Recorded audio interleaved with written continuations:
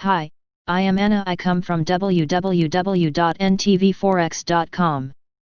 USD CAD is holding up while the dollar sells off against everything else. http ntvforex.com News ID E3C041 1632 GMT by Rajan Dul, MSTA.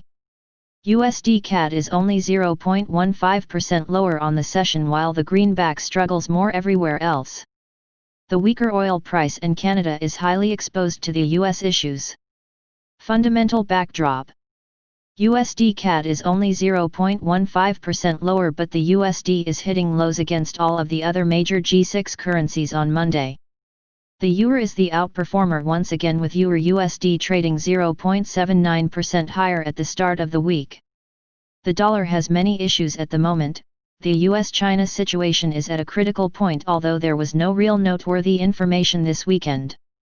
The tit-for-tat embassy closures last week have put tensions at a recent high, and Trump is doing his best to get Hawaii banned all over the world. Elsewhere, the COVID-19 pandemic is still not under control in America. The death rate has been marginally better, but once again the weekend counting could be a little suspect, and it is better to wait for the data in the middle of the week for a true reflection of the situation. Lastly, it is an election year and Trump is not the favorite to win. Biden, who is odds-on at the moment, is not the market's preferred choice, and this could mean some more weaknesses being priced in.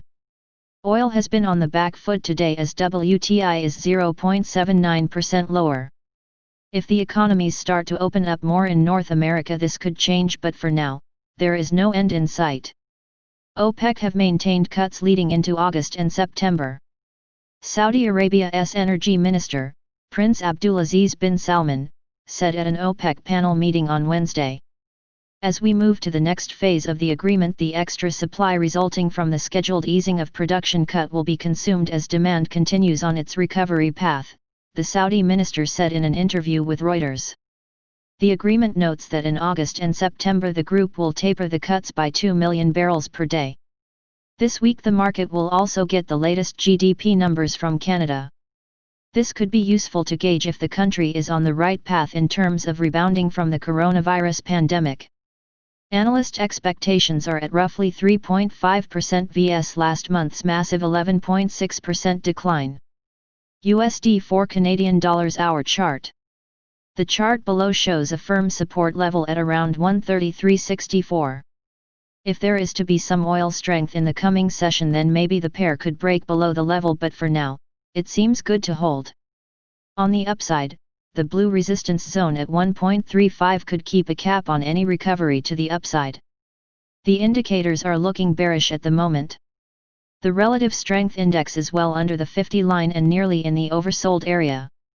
The MACD histogram is green, but the signal lines are far from being close to crossing the zero level. Additional levels. USD CAD. Overview. Today last price. 1.3392. Today daily change. 0.0024. Today daily change percent. 0.18. Today daily open.